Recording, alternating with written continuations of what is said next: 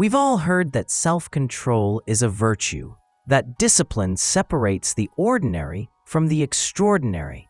But what if you took it too far?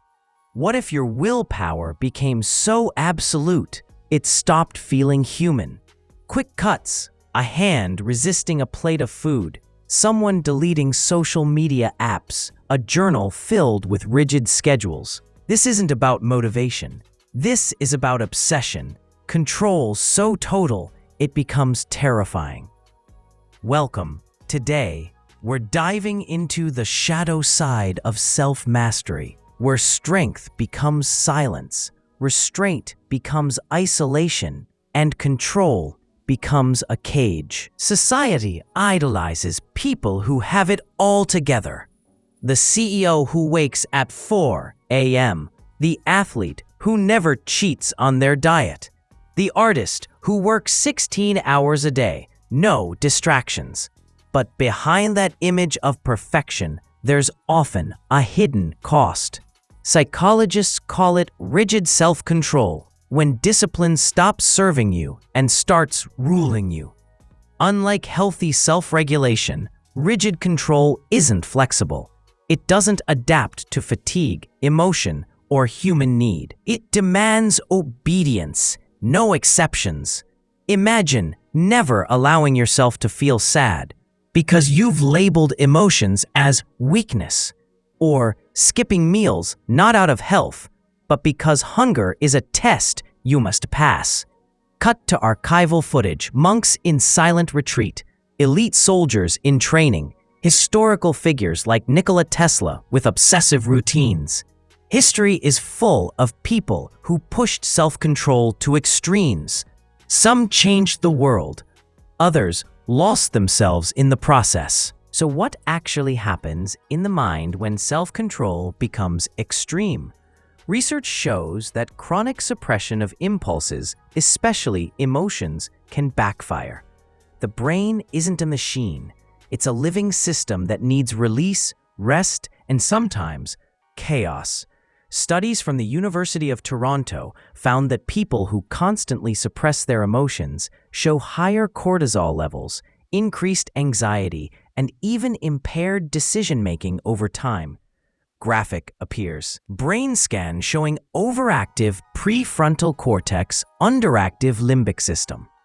Your prefrontal cortex, the CEO of your brain, works overtime to shut down urges. But eventually, the system buckles, and when it does, it often collapses in one of two ways. Option 1, total burnout.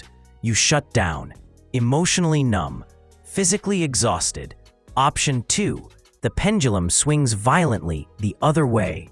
Binge eating, emotional outbursts, or reckless behavior. Cut to reenactment. A person meticulously organizing their day. But here's the most unsettling part. Extreme self-control often hides something deeper. Perfectionism, fear of judgment, trauma, or the belief that you're only valuable if you're in control. Soft piano music begins. Think about it. Have you ever used discipline to avoid dealing with grief? Used productivity to outrun loneliness? Forced calm to mask panic? Many people wear control like armor, believing that if they never slip, they'll never be hurt. But armor weighs you down. And if you never take it off, you forget what it feels like to breathe. Cut to interview-style quote, actor voiceover. I thought I was strong, but really I was just terrified of falling apart in front of anyone. So, is all self-control dangerous? Absolutely not. Healthy self-control is flexible. It has boundaries, but also compassion. It says, I'll skip dessert tonight, but also, I deserve rest when I'm tired. Psychologist Dr. Kelly McGonigal calls this self-compassionate discipline. It's not about punishment. It's about alignment with your values, without self-abandonment. On-screen text, discipline with kindness equals discipline with fear. Try this. Replace I must never fail with I'm allowed to learn. Swap rigid rules for guiding principles.